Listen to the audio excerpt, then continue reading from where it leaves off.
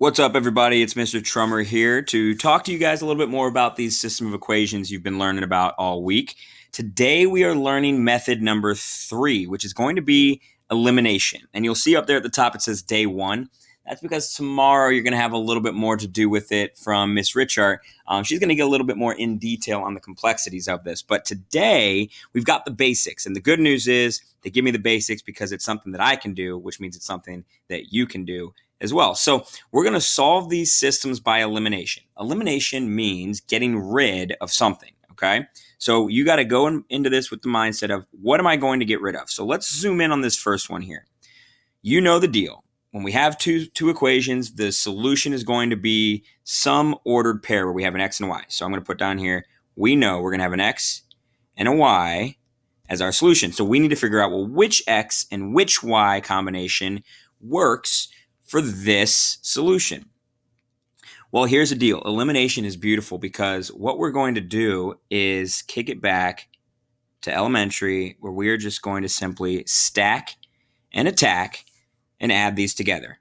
Ready? Check this out. I put a little addition, a little line, lets you know that I'm going to do some adding here. And I am simply going to go top to bottom. So I've got 2 x's and 3 x's. Added together, that's 5 x's. Nothing revolutionary there.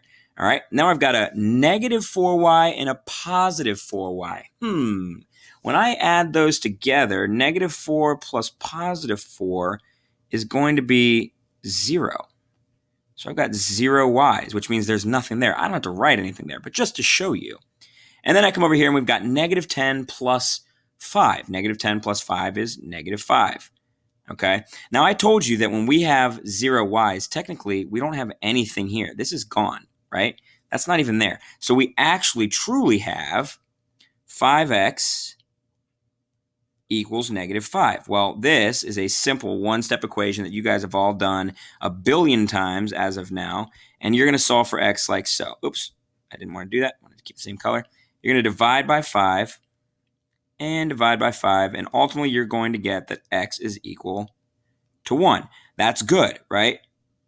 Okay, I'm going to double underline because that's important. All right, we got an x value, so I can actually already come down here to my solution and say, all right, well, the x value is 1, but how in the world am I going to find my y?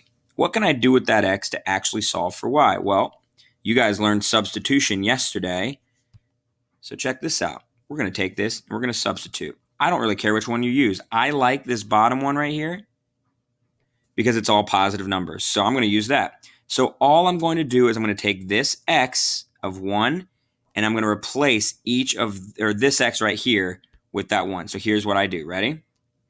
I've got 3x, or in our case, 3 times 1, plus 4y equals 5. All right, now let's do the math. Well, 3 times 1 is 3, so we've got 3 plus 4y equals 5. That next step is, of course, taking this 3 away. So minus 3 because it's positive. Take 3 away from here as well. We end up with 4y equals 2. And then, of course, we have to get y by itself. So we divide by 4, and we end up with y on this side is equal to 2 over 4. And those of you that are great with fractions recognize that 2/4 is the same as 1/2 simplified. All right, so I double underline that. So y is equal to 1/2. Well, if we've got our x is equal to 1, then our y is equal to 1/2. And we can check this by using Desmos. So you would just check this by plugging both of these into Desmos, and you will find that x is equal to 1, y is equal to 1/2. And that is the solution in which those two intersect. All right, so let's do one more together. Let me give you guys one look at that so you can take a moment, check it out, look through step by step, everything feel good about it. All right, let's move over here. So now for this one, same deal, stack and attack. Ready? We're going to eliminate because see how we have a positive, let me get that little blue dot out of there. Me being the perfectionist that I am, I can't have messiness. So I'm going to stack and attack with that addition. I've got a positive x plus a negative x, which means I've got a 0x, which you guys will come to learn means that you've got nothing.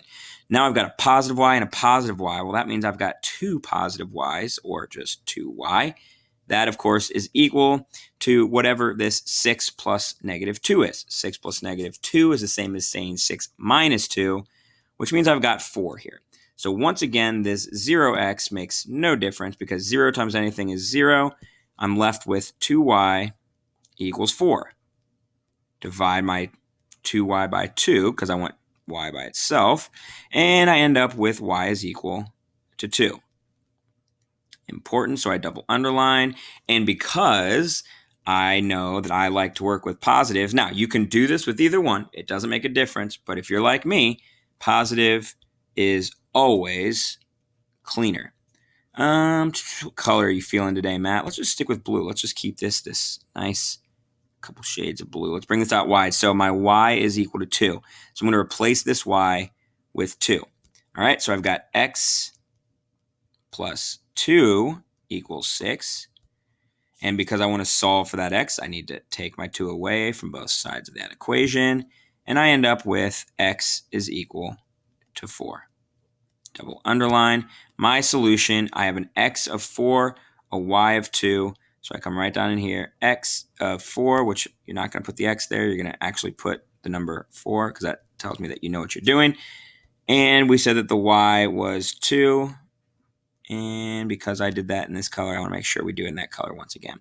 So take a look. This is how you solve by elimination. It's as simple as adding, which is as simple as third grade, which is as simple as all the math that you'll ever do, as long as you know what you're doing with it. So take a good look one more time, and I hope that this helps you guys get through that next assignment.